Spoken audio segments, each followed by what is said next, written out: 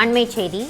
தமிழகத்தில் அரசு நிகழ்ச்சிகளில் முதலில் தமிழ்த்தாய் வாழ்த்து பாடுவதை யாரும் தடுக்கவில்லை என்று உயர்நீதிமன்றம் தற்போது தெரிவித்துள்ளது. இதனை அண்மை செய்தியாக நாம் பார்த்து வருகிறோம்.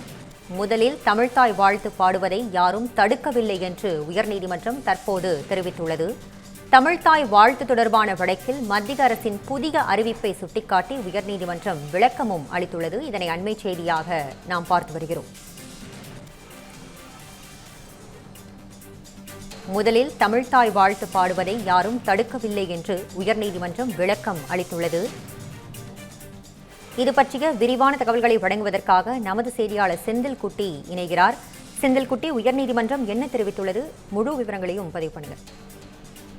தமிழகத்துல அரசு நிகழ்ச்சிகளை தமிழ்த்தாய் வாழ்த்து பாடி துவங்குவதை உறுதி செய்ய அதிகாரிகளுக்கு உத்தரவிடக் கோரி சென்னையை சேர்ந்த அனன்யா ராதாகிருஷ்ணன் என்பவர் சென்னை உயர்நீதிமன்றத்துல பொதுநல வழக்கு ஒன்றை தாக்கல் செய்திருந்தார்.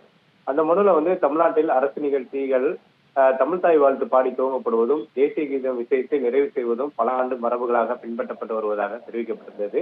இந்த நடைமுறையை நிறுத்தி செய்யும் வகையில அரசு நிகழ்ச்சிகளை வந்தே மாதரம் பாடி துவங்க வேண்டும் என மத்திய உள்துறை அமைச்சகம் கடந்த ஜனவரி 28ஆம் தேதி சுற்றறிக்கையை பிறப்பித்திருப்பதையும் சுட்டிக்காட்டியிருக்கிறார். அரசு நிகழ்ச்சிகளில் வந்தே மாதரமும் தேசிய கீதமும் பாடப்பட்ட பிறகே தமிழ்த்தாய் வாழ்த்து பாடப்படுவதாகவும் அந்த மனு குற்றஞ்சாட்டியிருந்தார். எனவே வந்தே மாதரம் பாடலை முதலில் பாட வலியுறுத்தி மத்திய அரசு பிறப்பித்த அந்த சுற்றறிக்கையை ரத்து செய்ய வேண்டும்.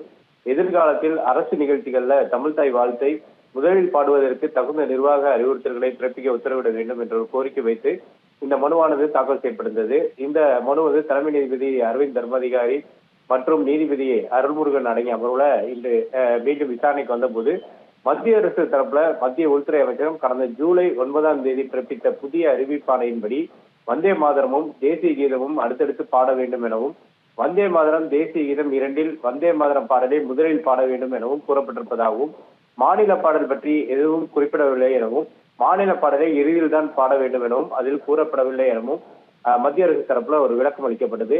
புதிய அறிவிப்பாணையில் தமிழ்த்தாய் வாழ்த்தை முதலில் பாடுவதை யாரும் தடுக்கவில்லை என்றும் பின் வந்தே மாதரத்தை முதலிலும் தேசிய கீதத்தை இறுதியிலும் பாட வேண்டும் என தெரிவிக்கப்பட்டுள்ளதாக சுட்டிக்காட்டிய நீதிபதிகள் இந்த அடிப்படையில் தான் சுதந்திர தினத்தன்று சென்னை உயர்நீதிமன்றத்துல முதலில் தமிழ்த்தாய் வாழ்த்தும் அதனைத் தொடர்ந்து வந்தே மாதரமும் தேசிய கீதமும் பாடப்பட்டதாக நீதிபதிகள் தெளிவுபடுத்தினார்கள். பின்னர் இந்த வழக்குல வழக்கின் தீர்ப்பை தேதி குறிப்பிடாமல் தள்ளி வைத்திருக்கிறார்கள். உங்கள் விரிவான தகவல்களுக்கு நன்றி செந்தில்குட்டி.